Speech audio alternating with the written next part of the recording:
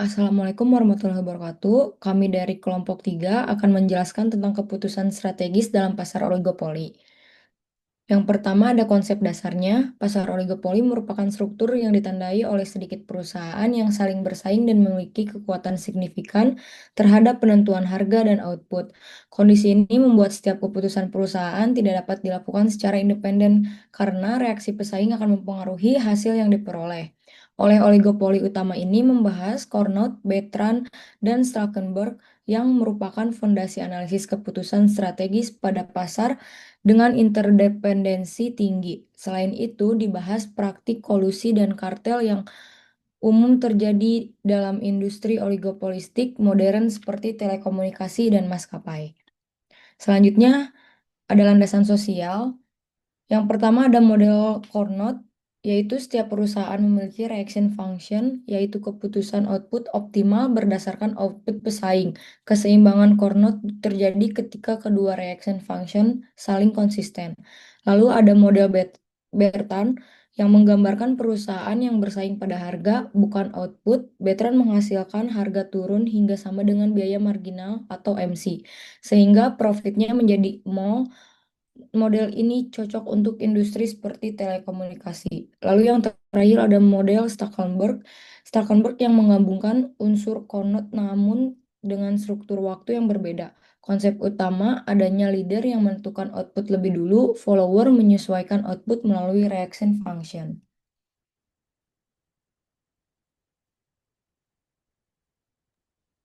Oke, selanjutnya di sini ada soal satu dari model Conrad by and Prince, yang mana dua perusahaan, firm A dan firm B, beroperasi dalam pasar duopoli dengan fungsi permintaan pasar.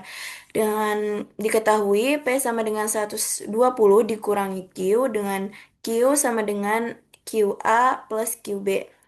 Lalu biaya marginal masing-masing perusahaan adalah konstan. MCA sama dengan 20 dan MCB sama dengan 20. Lalu pertanyaannya ada tentukan fungsi dari reaksi output corn out untuk masing-masing perusahaan. Yang kedua, tentukan output keseimbangan corn out QA dan QB. Lalu hitung harga pasar pada keseimbangan dan gambarkan kurva reaksi atau reaction curve kedua perusahaan.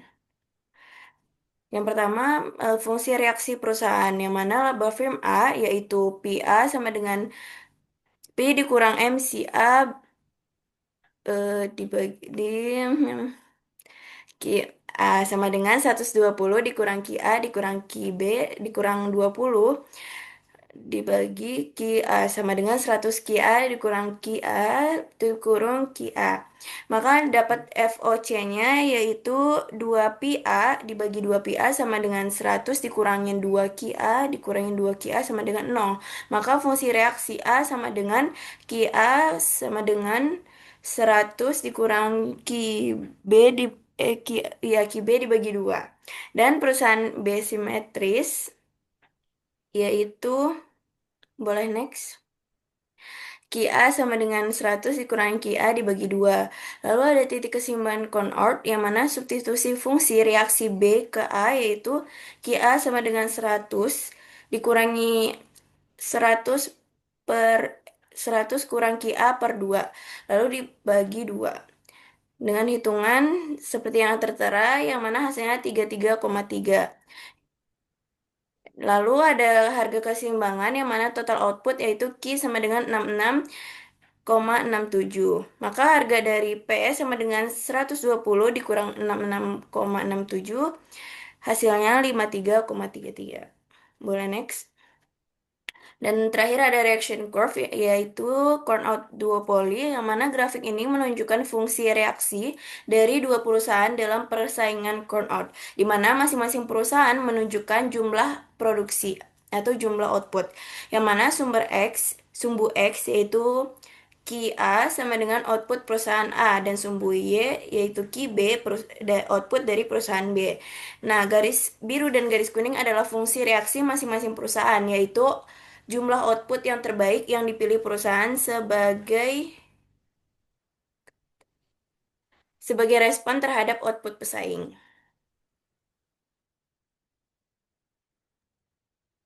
Jadi untuk analisis kasus bisnis dari pasar oligopoli, industri telekomunikasi Indonesia merupakan salah satu pasar yang secara alami membentuk struktur oligopoli. Di sini saya akan menjelaskan untuk model yang Conrod. Jadi model Conrod berfokus pada kompetisi output yang diinterpretasi sebagai kapasitas jaringan. Perusahaan dapat menentukan berapa banyak kapasitas jaringan yang ingin mereka sediakan dan kompetitor akan bereaksi terhadap keputusan tersebut. Kapasitas yang menciptakan keunggulan kualitas layanan ini dibuat oleh Telkomsel dan operator lain menyesuaikan kapasitas mereka dengan fungsi reaksi terhadap apa yang sudah dilakukan oleh Telkomsel. Next, untuk model Bertrand. Jadi Bertrand menjelaskan bahwa perusahaan bersaing melalui harga. Ketika produk relatif homogen seperti paket data kuota GB tertentu, maka perusahaan cenderung menurunkan harga hingga mendekati biaya marginal. Hal ini terjadi di Indonesia di tahun 2019 sampai 2021 yang terjadi perang harga yang cukup intens. Jadi XL meluncurkan paket kuota besar dengan harga yang rendah diikuti dengan cepat oleh Indosat. Dan situasi ini persis dengan Bertrand Paradox yang dijelaskan oleh buku Baye bahwa margin keuntungan turun karena kompetisi harga yang ketat. Next. Untuk model Stackelberg, jadi model ini merupakan variasi dari Conrod di mana perusahaan bertindak sebagai leader dan memilih output terlebih dahulu. Telkomsel jelas berperan sebagai leader dalam investasi ini. Keunggulan tersebut didapatkan oleh Telkomsel karena Telkomsel secara konsisten berinovasi besar pada infrastruktur yang kemudian mengunci posisi pasar dan mempengaruhi strategi pesaing. Next. Untuk strategi kolusi dan kartel, dijelaskan bahwa kartel dapat meningkatkan profit namun cenderung tidak stabil karena setiap anggotanya memiliki insentif cheating atau menyimpang dari perjanjian karena setiap anggota memperoleh profit yang lebih besar. Meski begitu, tidak ada bukti bahwa kartel eksplisit adanya momen kenaikan harga paket yang serta mengidentifikasi bahwa menjauhi hasil dari Bertrand. Jadi berdasarkan teori oligopoli tadi, kita mendapatkan beberapa insight. Yang pertama itu, setiap keputusan investasi kapasitas harus dibuat dengan mempertimbangkan respon output kompetitor.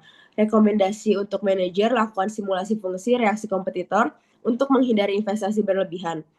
Yang kedua ada prioritaskan diferensiasi dan kompetisi output.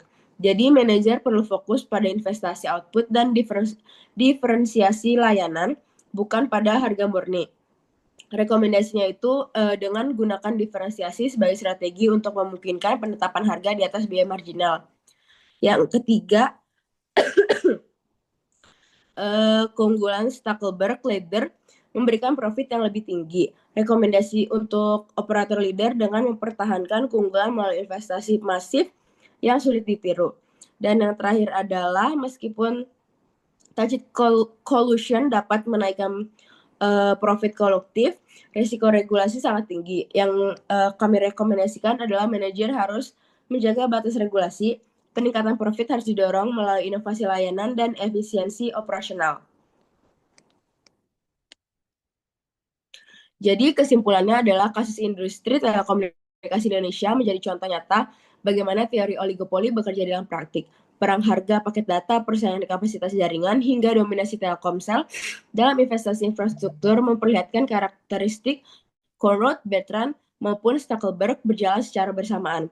Secara keseluruhan, teori oligopoli memberikan panduan yang jelas bagi manajer dalam memahami dinamika kompetisi yang tidak selalu terlihat secara eksplisit. Dengan memahami logika di balik strategi pesaing dan pola interaksi dalam pasar, perusahaan dapat mengambil keputusan yang lebih matang, adaptif, dan juga menguntungkan dalam jangka panjang.